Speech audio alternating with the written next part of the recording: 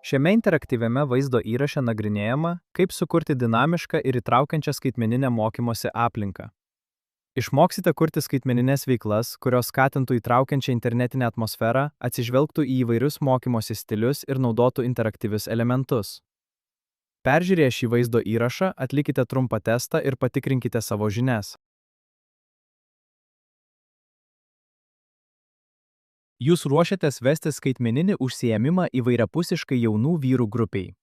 Šie vyrai yra iš skirtingų aplinkų, turi skirtingus skaitmeninius įgūdžius ir įvairius interesus, nuo žaidimų ir sporto iki muzikos ar aktyvizmo. Iššūkis. Kaip sukurti erdvę, kuri būtų aktuali, įtraukianti ir įkvepianti visiems.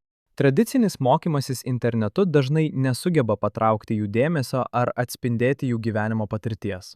Norint tikrai įtraukti jaunus vyrus, reikia sukurti ir pateikti interaktyvų, suasmenintą ir įgalinantį turinį.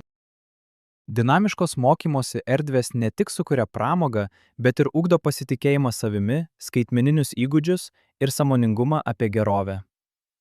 Kai jaunimo darbuotojai sukuria įtraukias, interaktyvias erdves, jauni žmonės jaučiasi matomi, išgirsti ir motyvuoti tobulėti.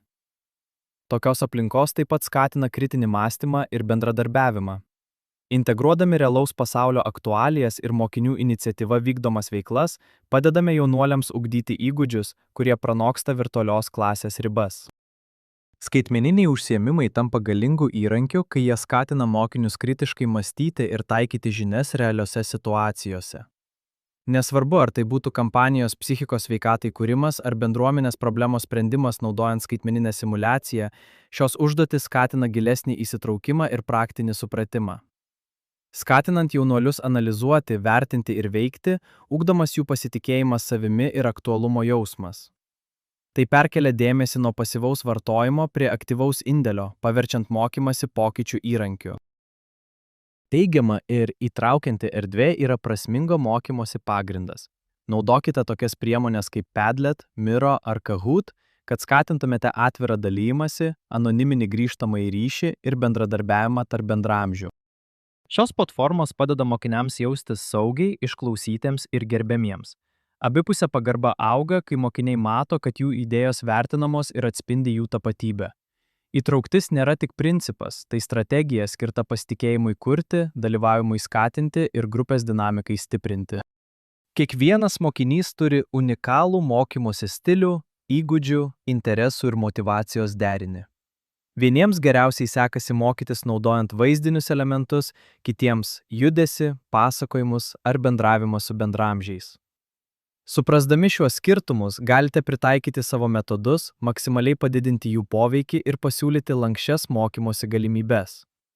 Prisitaikymas prie mokinių pageidavimų padeda jauniems vyrams jaustis pastebėtiems ir palaikomiems.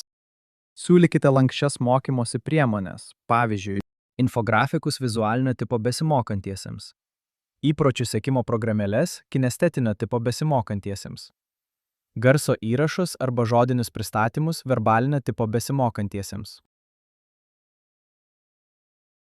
Monotonija yra įsitraukimo priešas. Jaunų vyrų smalsumą palaikykite naudodami tokius skaitmeninius metodus kaip viktorinos skirtos žinioms patikrinti ir smalsumui pažadinti, apklausos skirtos nuomonėms rinkti ir apmąstymams skatinti, pasakojimai skirti emociniam ryšiui ir prasmės suvokimui kurti, žaidybinimas skatinantis motyvaciją per žaidimą, skaitmeninės bendradarbiavimo lentos skatinančios komandinį darbą ir dalymasi idėjomis. Kiekviena technika suteikia naują požiūrį į tyrinėjimą, refleksiją ir ryšį. Įvairovė taip pat padeda mokiniams išlaikyti dėmesį ir energiją. Formatų ir tempo keitimas visos sesijos metu užtikrina, kad mokiniai išliktų dėmesingi ir mokymasis būtų įdomus. Multimedijos elementai, įskaitant vaizdo įrašus, muziką, animaciją ir interaktyvius vaizdus, naudojami turiniui pagyvinti. Šie elementai stimuliuoja kelis pojūčius, sustiprina pagrindinės žinutes ir padaro abstrakčias idėjas labiau apčiuopiamas. Interaktyvios funkcijos, pavyzdžiui, spustelimos laiko juostos, integruoti testai ir bendradarbiaujant kuriamas turinys paverčia mokinius aktyviais dalyviais.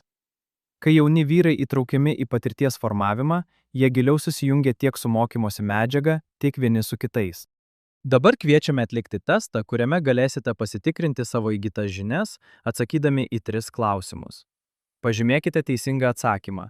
Nepaisant to, ar pasirinkote teisingai ar neteisingai, jums bus pateiktas atsakymo paaiškinimas. Pradėkime.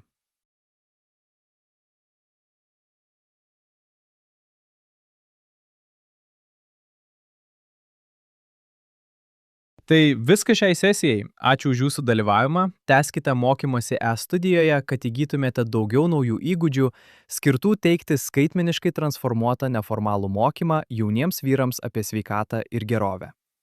Sėkmingai baigę mokymo kursą įgysite skaitmeninį ženklelį jaunimo darbuotojas, inovatyvus jaunų vyrų sveikatos ir gerovės puoselėtojas.